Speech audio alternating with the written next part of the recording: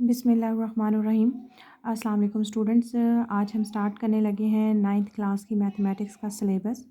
और जो बुक है वो हमारे पास है नेशनल बुक फाउंडेशन, जो फेडरल बोर्ड का न्यू सिलेबस आया उसमें से। इंशाल्लाह आपको आलम्स एकेडमी पर जो मैथ्स के तमाम चैप्टर्स जो हैं 1 बाय 1 अपलोड हम कर देंगे। अभी हम स्टार्ट कर रहे हैं यूनिट नंबर 1 रियल नंबर्स, और जिसकी एक्सरसाइज है हमारे पास 1.1, जिसका क्वेश्चन नंबर है 1, जिसमें हमारे पास बोला गया है कि represent each numbers on the number line. यानी नंबर्स को आपने क्या करना है, आपके पास क्वेश्चन नंबर 1 के अंदर कुछ पार्ट्स दिए हुए हैं और कुछ यानी उन पार्ट्स में कुछ ना कुछ नंबर्स हैं जिनको आपने नंबर लाइन के ऊपर बेसिकली क्या करना है, रिप्रेजेंट करना है। पहले यहाँ पे हम छोटा सा कॉन्सेप्ट ले लेते हैं कि आपके पास नंबर लाइन क्या होती है, उसके बाद हम लोग जो है इस नंबर को नंबर लाइन के ऊपर किस तरह से रिप्रेजेंट करते हैं हम इसको सीखेंगे। यहाँ पे देखें कि नंबर लाइन है, इसको हम रियल लाइन भी बोलते हैं। ये बात आपकी बुक में भी बताई हुई है, जो भी आपकी न्यू बुक आई है उसके अंदर लिखा हुआ है, ठीक है। अब नंबर लाइन किस तरह से होती है, नंबर लाइन हमारे पास कुछ इस तरह से रिप्रेजेंट की हुई है स्क्रीन पे आपके सामने। यहाँ पे क्या होता है कि मिड में हमारे पास हमेशा ज़ीरो होता है, और जिसकी राइट साइड पे क्या होते हैं, पॉजिटिव नंबर्स होते हैं, ठीक हो गया। और जिसकी लेफ़्ट साइड पे क्या होता है कि सारे के सारे क्या होंगे, आपके पास नेगेटिव नंबर्स होते हैं। अब जैसे आपकी यहाँ पे कुछ ये एरो रिप्रेजेंट किया हुआ है, ठीक है। इस नंबर लाइन के जो एंड पे मैंने एक छोटा सा एरो लगाया हुआ है। इस एरो का मतलब है कि ये नंबर्स जो हैं, यानी कि 1 2 3 4 5, यानी कि ये नंबर्स जो हैं ये फर्दर कंटिन्यू है, ठीक है। इसी तरह यहाँ पर भी एरो लगा हुआ है, तो ये -3 के बाद जो नंबर्स हैं वो क्या है, यहाँ पे बेसिकली कंटिन्यू है।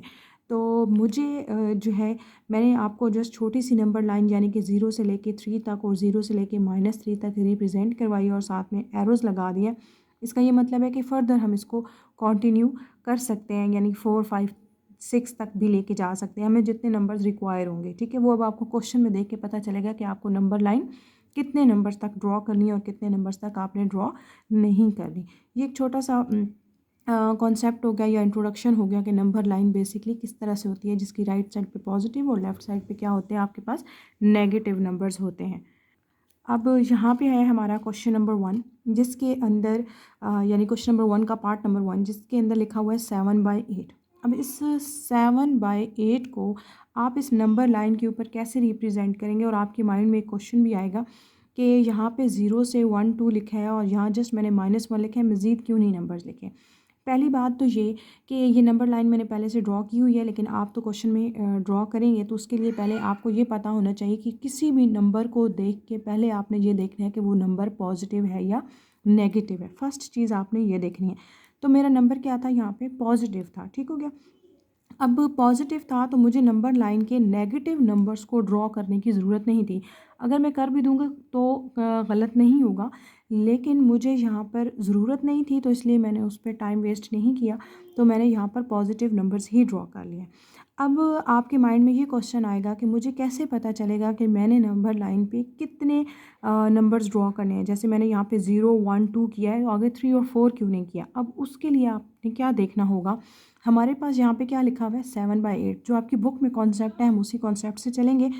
अब 7/8 लिखा हुआ है, अब इट्स मीन यहाँ पर स्टार्ट पे कुछ नहीं लिखा हुआ, ठीक है। स्टार्ट में कोई भी नंबर नहीं लिखा हुआ, तो इसका क्या मतलब है कि आप यहाँ पर क्या सपोज कर सकते हैं, आप कह लोगे कि ये क्या है, यहाँ पे अगर कुछ नहीं है तो इट्स मीन यहाँ पर क्या है, आपके पास 0 है, ठीक है। आप यहाँ पे सपोज कर लेंगे कि यहाँ पे कुछ नहीं लिखा हुआ, तो इट्स मीन यहाँ पर क्या है, आपके पास 0 है, ठीक हो गया। अब 0 है तो ये मैंने यहाँ पे 0 क्यों लिखा है, क्योंकि 0 से मुझे ये पता चला है कि ये किस इंटरवल के बिटवीन लाए होगा ये नंबर, यानी किस इंटरवल के दरमियान। मेरे कहने का मतलब है कि जैसे 0 से 1 के दरमियान में आएगा, 1 से 2 के दरमियान में आएगा, या 2 से 3 के दरमियान में आएगा, यानी और भी नंबर तो कंटिन्यू है ना। तो इस ज़ीरो को देख के, यानी कि यहाँ कुछ नहीं था तो इसका क्या मतलब है, ज़ीरो। तो मुझे यहाँ से माइंड में एक बात तो यहाँ से ये पता चल गई कि जो मेरी नंबर लाइन है उस पे नेगेटिव नंबर्स की ज़रूरत नहीं है, क्योंकि नंबर पॉजिटिव है। दूसरी बात ये है कि इसको देख के लगा कि यहाँ कुछ नहीं है, तो इसका क्या मतलब है, ज़ीरो। तो इसका इंटरवल कौन सा होगा, 0 से 1 का इंटरवल होगा, ठीक है। तो मुझे यहाँ तक यहाँ से ये इन्फॉर्मेशन भी मिल गई कि नंबर लाइन मुझे छोटी सी ड्रॉ करनी है, यानी 0 से 1 तक भी मैं ड्रॉ करूँगी तो इनफ हो जाएगा। और अगर मैं नेगेटिव नंबर्स नहीं भी ड्रॉ करूँगी तो भी मेरी बात कंप्लीट हो जाएगी, क्योंकि नंबर तो पॉजिटिव है, तो नेगेटिव नंबर्स की यहाँ पर भी ज़रूरत नहीं थी। ठीक हो गया। तो अब इस नंबर को यहाँ तक मुझे पता चल गया कि अब ये 0 और 1 के दरमियान में आएगा, लेकिन वो क्वेश्चन तो अभी भी मुझे नहीं पता चल रहा कि ये 0 और 1 के दरमियान में अब कैसे आएगा। तो अब मुझे क्या करना पड़ेगा, आपको हमेशा इसके लिए डिनोमिनेटर देखना पड़ेगा नंबर का। डिनोमिनेटर क्या है आपके पास यहाँ पे 8, ठीक हो गया। अगर इसका डिनोमिनेटर 8 है तो इसका क्या मतलब है, 0 से लेके 1 तक के पोर्शन को आपने 8 पार्ट्स में क्या करना है, डिवाइड करना है। तो ये क्या हो जाएगा, इसका फर्स्ट पार्ट 1 2 3 4 5 6 7 8 पार्ट, ठीक हो गया। अब ये बेसिकली ये चीज़ देखनी है आपने, 1 ये 1 पार्ट है, 2 पार्ट, ये 3 पार्ट, ये आपका यहाँ पे 4 पार्ट है, ये 5 पार्ट है, ये 6 है, ये 7 है, और ये पार्ट कौन सा हो गया आपका, 7 पार्ट हो गया, ठीक हो गया। अब आपने क्या देखना है यहाँ पर, अब देख लिया आपने यहाँ पे कितने पार्ट्स आपके तकरीबन हो गए 8 पार्ट्स, ठीक है। जब 8 पार्ट्स थे तो लाइंस बेसिकली 7 लगी हैं, ठीक है, क्योंकि ये मिड वाला एरिया आपने देखना है कि ये हो गया हमारा कितना पार्ट, 8 पार्ट हो गया। अब नेक्स्ट चीज़ अब आपने देखनी है कि इसको 8 पार्ट में तो डिवाइड कर दिया, अब न्यूमरेटर को देखिए। न्यूमरेटर क्या है आपका यहाँ पे 7। अगर न्यूमरेटर यहाँ पर 7 है तो इट्स मीन आपने क्या करना है, यहाँ से जो 7th लाइन होगी, यानी अब आप लाइन देखोगे 1 2 3 4 5 6 7, ये जो 7th लाइन होगी इसको मैंने क्या किया है, यहाँ पर एक्सटेंड कर दिया है और यहाँ पर इस नंबर को लिख दिया है। ये नंबर मेरा क्या है, 7/8, ठीक हो गया। अब ये नंबर 7/8 मैंने यहाँ पर रिप्रेजेंट कर दिया। अब देखें कितनी आसान बात थी कि मुझे पहले तो ये पता होना चाहिए कि नंबर लाइन क्या है। दूसरी बात मैंने यहाँ पे ये देखनी है कि यहाँ पर ये नंबर पॉजिटिव था या नेगेटिव था। तो यहाँ से मुझे पता चला कि ये नंबर पॉजिटिव है, तो नंबर लाइन मुझे पॉजिटिव ड्रॉ करनी है। तीसरी बात मैंने यहाँ पर ये देखी कि ये नंबर के स्टार्ट में क्या है, कुछ नहीं है, तो मैं यहाँ पे क्या सपोज करूँगी, 0 0 सपोज किया तो मुझे पता चल गया कि इंटरवल कौन सा है, 0 और 1 का इंटरवल है। फिर मैंने देखा कि 0 और 1 का इंटरवल तो है, लेकिन 7/8 आएगा कहाँ पे, तो उसके लिए आपने डिनोमिनेटर देखना है। जितना भी डिनोमिनेटर होगा, जैसे 8 था तो उसको 8 पार्ट्स में डिवाइड किया, और जो 7th नंबर की लाइन थी, जो 7th था, मैंने उसके ऊपर लाइन जो है वो बड़ी करके ये इस तरह से छोटा सा एरो लगा के मैंने इसे बता दिया कि यहाँ पर 7/8 आ रहा है, ठीक है। यहाँ पे बेसिकली मैंने इस चीज़ को रिप्रेजेंट कर दिया। अब बारी है इसके सेकंड पार्ट की, ठीक है। जो इसका सेकंड पार्ट है वो अब आप ज़रा गौर से देखें तो वो आपका लिखा हुआ है -1/3। तो पहली बात, इस क्वेश्चन को देख के आपको क्या लग रहा है कि ये नंबर क्या है, नेगेटिव। तो मुझे नंबर लाइन पे पॉजिटिव नंबर ज़्यादा लिखने की ज़रूरत नहीं है, तो मैं डायरेक्ट कहाँ पे आती हूँ, अपने नेगेटिव नंबर्स के ऊपर ही आऊँगी। तो ठीक हो गया, मेरी नंबर लाइन क्या है, 0 1 1, जस्ट मैंने पॉजिटिव नंबर एक ही लिखा है, और नेगेटिव नंबर क्या लिख दिया, -1 और -2 लिख दिया। अब दूसरी चीज़ मुझे क्या देखनी है कि ये कितने इंटरवल तक, यानी जो नेगेटिव नंबर्स तो मुझे पता चल गया, लेकिन वो नेगेटिव नंबर्स मुझे कितने ड्रॉ करने पड़ेंगे, तो उसके लिए मुझे कहाँ देखना पड़ेगा, 0 की तरफ, यहाँ के, यानी कि उसके स्टार्ट में। यहाँ स्टार्ट में कुछ नहीं है तो अगेन मैं यहाँ क्या कहूँगी कि यहाँ अगर कुछ नहीं है तो इट्स मीन यहाँ पर क्या होगा, 0 होगा, ठीक हो गया। कुछ नहीं है तो यहाँ क्या होगा, 0 होगा। अब अगर यहाँ पर 0 है तो इट्स मीन अगेन मुझे क्या देखना पड़ेगा कि इंटरवल कौन सा है, 0 से -1 के दरमियान है, ठीक हो गया।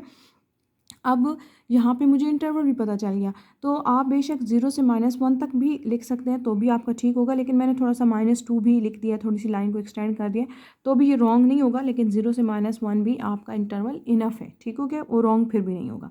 अब उसके बाद आपने क्या देखा कि 1 और /3, अब आपने देखना है 0 और -3 के इंटरवल को कितने पार्ट्स में डिवाइड करना है। जैसे अभी आपने ऊपर वाले क्वेश्चन में देखा ना कि उसको आपने 8 पार्ट्स में डिवाइड किया था, अब इसको देखिए कितने पार्ट्स में डिवाइड करना पड़ेगा, 3 पार्ट्स में।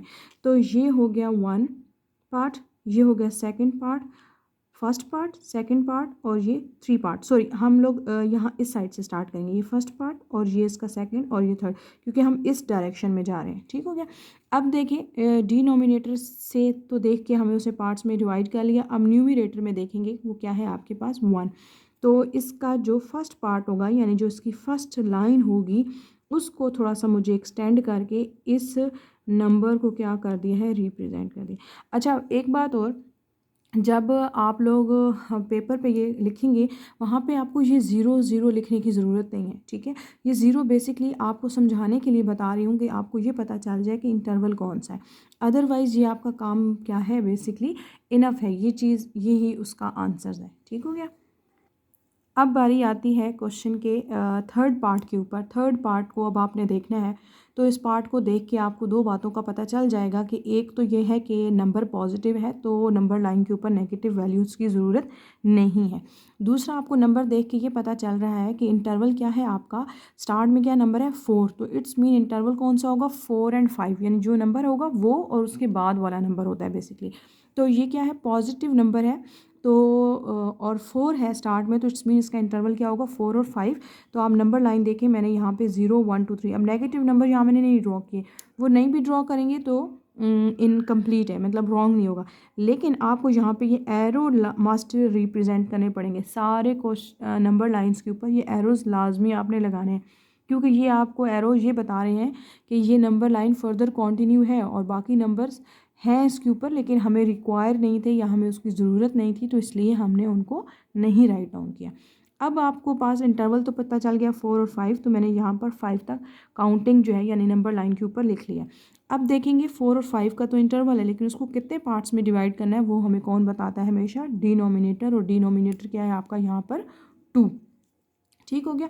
तो अब इसके कितने पार्ट्स में डिवाइड किया, इसको मुझे 2 पार्ट्स में डिवाइड किया, और न्यूमरेटर में क्या है 1, तो ये इसकी जो फर्स्ट ही लाइन होगी यानी कि यही जो लाइन होगी, मुझे इसको क्या करना पड़ गया 4 1/2, मुझे उस नंबर को सिंपली यहाँ पर क्या करना पड़ गया है, रिप्रेजेंट करना पड़ गया। हमारा 3 पार्ट्स जो हैं यानी कि इस क्वेश्चन में कंप्लीट हो गए हैं। अब हम देखते हैं इसका फोर्थ पार्ट, और फोर्थ पार्ट देख के आपको लग रहा है यहाँ पे क्या लिखा हुआ है -√8। अब -√8 को देख के आपको क्या लगता है कि ये तो वैल्यू है स्क्वायर रूट के अंदर। तो ऐसे क्वेश्चंस में हम क्या करेंगे कि स्क्वायर रूट है तो स्क्वायर रूट हम पहले इसको कैलकुलेटर से निकाल लेंगे, जो आपकी बुक में मेथड है हम उसी मेथड से करेंगे। तो वो आपकी कैलकुलेटर से निकालने पे ये आएगा -2.8। तो अब हमने देखना है कि आपका इंटरवल क्या है -2.8। अब इस नंबर को देख के आपको क्या पता चल रहा है कि ये नंबर क्या है, बेसिकली यहाँ पे 2 से ग्रेटर है, यानी -2 से ऊपर आ रहा है और -3 के अंदर आ रहा है, यानी कि कुछ नंबर इस तरह से लाई कर रहा है कि ये इंटरवल -2 और -3 इस इंटरवल के दरमियान में लाई कर रहा है। तो बाकी मैंने अगेन बताया कि पॉजिटिव नंबर्स मैंने इतने ड्रॉ नहीं किए, नेगेटिव नंबर्स ड्रॉ किए, -4 आप करें या ना करें तो -2 और -3 तक भी नंबर लाइन पे ड्रॉ कर देंगे तो आपका इनफ होगा। अब -2.8 है तो ये 2.8 है। अब मुझे यहाँ पे डिनोमिनेटर नहीं है ना, कुछ भी डिनोमिनेटर नहीं है, तो मुझे क्या पता चलेगा, कैसे पता चलेगा कि -2 और -3 को कितने पार्ट्स में डिवाइड करना है। तो ऐसे केसेस में जिसमें अब डिनोमिनेटर नहीं है, तो मुझे ये पता है कि स्केल पे -2 और -3 के दरमियान में कितनी लाइंस होती हैं, बेसिकली 10 लाइंस होती हैं। तो मैं यहाँ पर क्या करूँगी, इसके अंदर 10 छोटी छोटी लाइंस क्या कर लूँगी, बेसिकली ड्रॉ कर लूँगी। तो अब यहाँ पे देखें मैंने यहाँ पर क्या कर लिया है, इसको बेसिकली 10 पार्ट्स में क्या किया है, डिवाइड कर लिया। ठीक हो गया। अब -2.8, अब मुझे यहाँ पर नंबर ड्रॉ करना है और वो क्या है -2.8।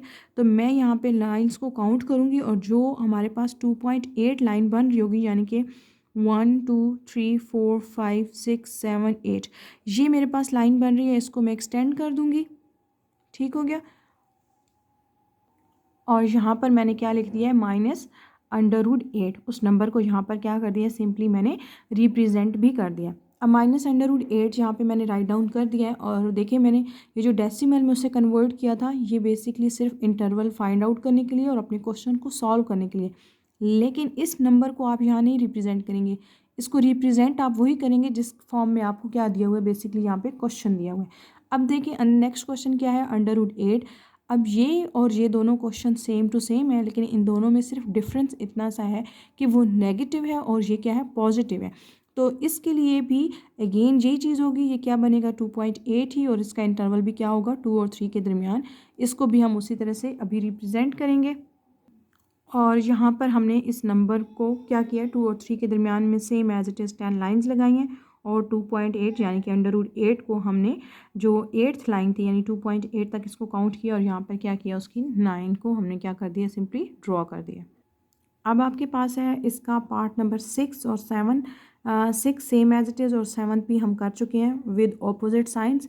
अब ये है आपके पास -4 यहाँ पे आ रहा है, तो यहाँ पे नंबर देख के आपको क्या लग रहा है कि बेसिकली यहाँ पे जो नंबर लाइन है वो क्या होगी आपकी, यहाँ पे नेगेटिव नंबर्स होंगे। तो मैंने यहाँ पे नंबर लाइन जो है वो ड्रॉ की है आपके पास 0, -1, -2, -3, -4 और देन -5 और पॉजिटिव नंबर मैंने जस्ट यहाँ पे 1 ही रखा है।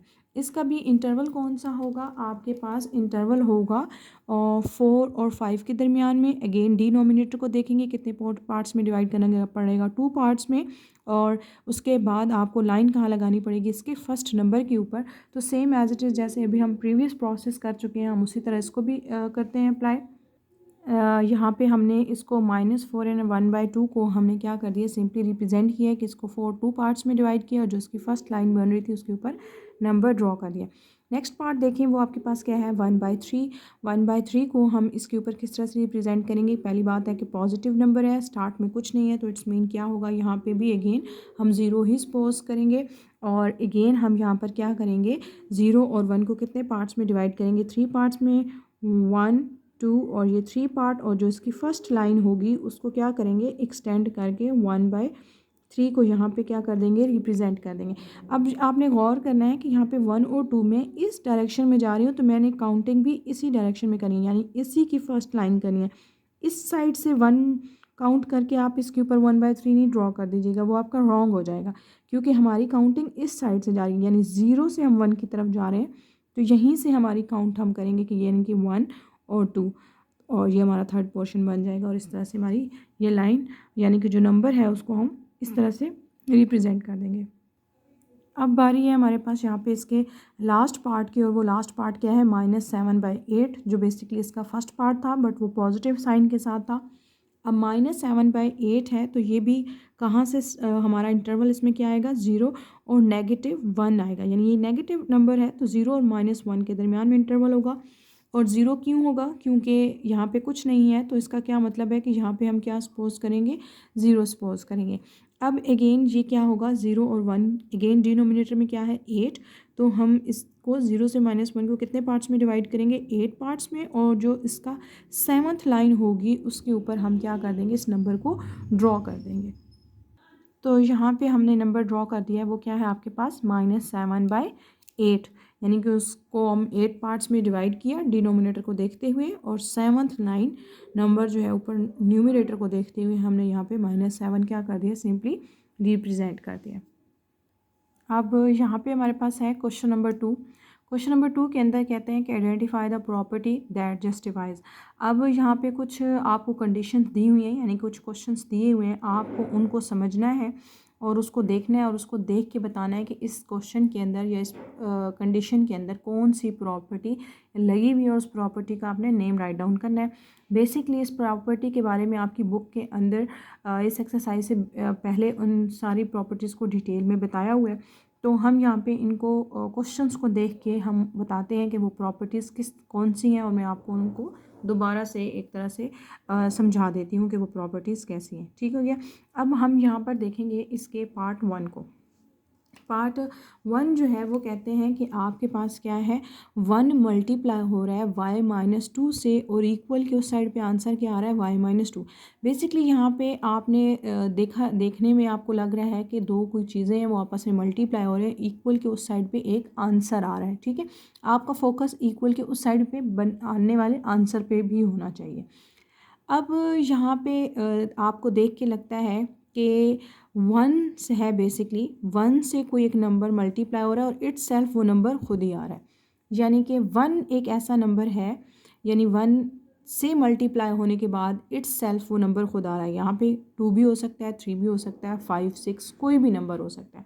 तो ऐसी नंबर जो 1 से मल्टीप्लाई होने के बाद इट्स सेल्फ खुद ही आ जाए, तो ऐसी प्रॉपर्टी को हम क्या कहते हैं, identity with respect to multiplication, और मल्टीप्लिकेटिव आइडेंटिटी भी बोलते हैं। यानी कि आप उसे कह सकती हैं identity with respect to multiplication और मल्टीप्लिकेटिव आइडेंटिटी, इस तरह से करके भी आप इसको दो नाम कह सकती हैं, जो आपकी बुक के अंदर लिखा हुआ भी है। ठीक है, आपकी चॉइस है, आप दोनों में से जो भी लिखें आपका क्वेश्चन ठीक ही होगा। ठीक हो गया। अब बारी आती है इसके पार्ट 2 के ऊपर। पार्ट 2 को देखें ज़रा, तो पार्ट 2 में क्या है, आपके पास पॉइंट 2 है वो मल्टीप्लाई हो रहा है, यानी ब्रैकेट के और उस नंबर के दरमियान कुछ नहीं है, तो इट्स मीन यहाँ पे ये मल्टीप्लाई हो रहा है, मल्टीप्लाई हो रहा है और इक्वल के उस साइड पे आंसर क्या आ रहा है, 1 आ रहा है। तो पॉइंट 2 बेसिकली क्या होता है हमारे पास, 1/5। 1/5 से क्या हो रहा है, मल्टीप्लाई हो रहा है 5, और वो आंसर क्या दे रहा है आपको, 1 दे रहा है। तो इसका क्या मतलब है कि इस प्रॉपर्टी को क्या कहेंगे, यानी कि यहाँ पे 5 है और 5 अपने इन्वर्स यानी अपने उलट के साथ, यानी 1/5 के साथ मल्टीप्लाई हो रहा है और आंसर क्या दे रहा है, 1। तो ऐसी प्रॉपर्टी को हम क्या कहते हैं, inverse with respect to multiply और मल्टीप्लिकेटिव इन्वर्स, यानी आप inverse with respect to multiply के भी कह सकते हैं और मल्टीप्लिकेटिव इन्वर्स भी कह सकते हैं, जिसका दूसरा नाम है। तो यहाँ पे अगर मैं आपको एक और एग्जांपल भी दे दूँ, अगर यहाँ पे जस्ट ये पॉइंट 2 की जगह 1/5 भी लिखा हो तो भी आप यही कहेंगे, लेकिन पॉइंट 2 किसके इक्वल होता है, 1/5 के। तो ये चीज़ें छोटी छोटी हैं, डेसिमल में है, तो आप इसे थोड़ा सा, अगर कोई भी नंबर डेसिमल में है तो आप उसको देख सकती हैं कि वो आपके पास फ्रैक्शन की फॉर्म में कैसे आता है, तो आप उसको उस तरह से मल्टीप्लाई करके आंसर क्या कर सकते हैं, 1 कर सकते हैं। अब आपके पास है इसका पार्ट नंबर 3। पार्ट नंबर 3 में यहाँ पर आपके पास कहते हैं कि आपके पास है x+2 bracket close plus y equals to y plus और फिर ब्रैकेट x+2। यानी अगर आप गौर करें तो कोई एक नंबर है जो ब्रैकेट के अंदर लिखा हुआ है, ठीक है, वो ऐड हो रहा है किसी दूसरे नंबर के साथ, और इक्वल के उस साइड पे भी है वही नंबर, यानी चेंजेस कुछ नहीं आ रहे, यानी कि वही दो नंबर्स आपस में ऐड हो रहे हैं, बट विद डिफरेंट पोजीशंस। यानी कि अगर यहाँ पे x/x+2 यानी कि ये जो ब्रैकेट वाला नंबर है वो पहले लिखा हुआ है, तो इक्वल के उस साइड पे वो ब्रैकेट वाला नंबर बाद में चला गया और y पहले आ गया, जस्ट पोजीशंस चेंज हुई हैं दो नंबर्स की, इसके अलावा और कुछ भी चेंज नहीं आया इक्वल के उस साइड पे। तो ऐसी प्रॉपर्टी जिसमें दो नंबर की जस्ट इक्वल के उस साइड पे जाके पोजीशंस चेंज होती हैं, ऐसी प्रॉपर्टी को आप क्या कहते हैं, वो कौन सी प्रॉपर्टी है, commutative with respect to addition. ये प्लस जो है वो रिप्रेजेंट करा यहाँ पे एडिशन को। अब बारी आती है इसके पार्ट नंबर 4 की। पार्ट नंबर 4 में क्या कहते हैं आपके पास, कि आपके पास है कोई, कहते हैं कि -3 भी है और वो ऐड हो रहा है 3b के साथ और इक्वल के उस साइड पे क्या आंसर आ रहा है, 0। यानी कि बेसिकली अगर आप देखा जाए तो दोनों नंबर्स क्या हैं, सेम है, और वो दोनों एक दूसरे के साथ ऐड तो ज़रूर हो रहे हैं, लेकिन जो दूसरा नंबर है जो है तो सेम, बट उसका साइन क्या है, ऑपोजिट है, यानी माइनस है। तो दो नंबर सेम हों बट ऑपोजिट साइंस के साथ आपस में ऐड हो रहे हैं और इक्वल के उस साइड पे आंसर ऑब्वियसली सी बात है वो क्या देंगे, 0 ही देंगे, क्योंकि आपको पता है कि दो सेम वैल्यूज़ हों लेकिन उनके साइन एक का पॉजिटिव हो एक नेगेटिव, तो वो दोनों क्या हो जाती हैं, कट हो जाती हैं। तो ऐसी प्रॉपर्टी को क्या कहते हैं कि inverse with respect to addition. जैसे अभी आपने पढ़ी थी ना, inverse with respect to multiplication, तो ये क्या है, इन्वर्स है विद रिस्पेक्ट टू एडिशन, यानी कि एक दूसरे का उलट है लेकिन विद रिस्पेक्ट टू एडिशन, यानी कि ऐड होते हुए, और एडिटिव इन्वर्स भी कहते हैं। जैसे अभी हमने inverse with respect to multiplication पढ़ी थी, वैसे ये क्या है, inverse with respect to addition. अब देखें आपके पास है यहाँ पे फिफ्थ पार्ट क्या है, x+5 -1 इक्वल के उस साइड पे क्या है, x+5 -1। अब ज़रा इसको गौर से देखिएगा, ये और ये बातें थोड़ी बहुत सेम ही हैं लेकिन कुछ डिफरेंस है। इसमें दो नंबर्स थे और इक्वल के उस साइड पे जाके उन दोनों नंबर्स की पोजीशंस चेंज हुई थी। अगर यहाँ आप गौर करें तो यहाँ 3 नंबर्स हैं, एक नंबर क्या है, x+5 -1, यानी कि 3 नंबर्स हैं। अब 3 नंबर्स इक्वल के उस साइड पे जाएंगे तो क्या हो जाएगा, x+5 -1, यानी कि नंबर्स उसी तरह से हैं, बस ब्रैकेट्स चेंज हो गई हैं। जैसे कि अगर x+5 है ब्रैकेट के अंदर और -1 बाहर है, तो इक्वल के उस साइड पे चला जाके क्या हो गया, एक्स को उन्होंने ब्रैकेट के बाहर कर दिया और 5 -1, यानी लास्ट 2 पे ब्रैकेट आ गई है और फर्स्ट वाले को ब्रैकेट के बाहर कर दिया। पोजीशन सेम है, बस ब्रैकेट जो है वो चेंज हो गई। तो ऐसी प्रॉपर्टी को हम क्या कहते हैं, associative property with respect to addition. ठीक हो गया। ये थी आपकी कम्यूटेटिव प्रॉपर्टी जिसमें जस्ट दो नंबर्स थे, इक्वल के उस साइड पे जाके उन दोनों नंबर्स की क्या हुई है, पोजीशंस चेंज हुई हैं। अच्छा, आपकी बुक में ये कुछ इस तरह लिखा होगा a plus B bracket close plus क्या होगा यहाँ पे c, इक्वल के उस साइड पे जाके a को बाहर निकाल दिया, b और c अंदर हो गया। ठीक है, ये बात कुछ ऐसे लिखी हुई होगी आपकी बुक के ऊपर, यानी a प्लस बी पहले ब्रैकेट में थे और c बाहर था, फिर उन्होंने क्या कर दिया, फर्स्ट वाले को बाहर कर दिया और लास्ट टू के ऊपर ब्रैकेट कर दी। और ये वाली चीज़ आपकी बुक में किस तरह से लिखी हुई होगी, ये कुछ ऐसे लिखी होगी कि a प्लस बी, ये बात आपकी बुक में कुछ ऐसे लिखी हुई होगी, a प्लस बी इक्वल के उस साइड पे b प्लस a, यानी कि जस्ट दो नंबर्स हैं और उनकी क्या हो रही है, पोजीशंस चेंज हो रही हैं। और ये चीज़ थोड़ी सी डिफरेंट है, इसके अंदर तीन चीज़ें हैं और इनके अंदर जस्ट ब्रैकेट्स का चेंज आ रहा है। क्वेश्चन का जो लास्ट पार्ट है वो देखें कि वो यहाँ पे है -3 इंटू 2 माइनस वाई इक्वल के उस साइड पे क्या है, -6 प्लस 3y। अब मैंने आपको अभी क्वेश्चन के स्टार्ट में बताया था कि आपका फोकस इक्वल के उस साइड पे आने वाले आंसर पे होना चाहिए।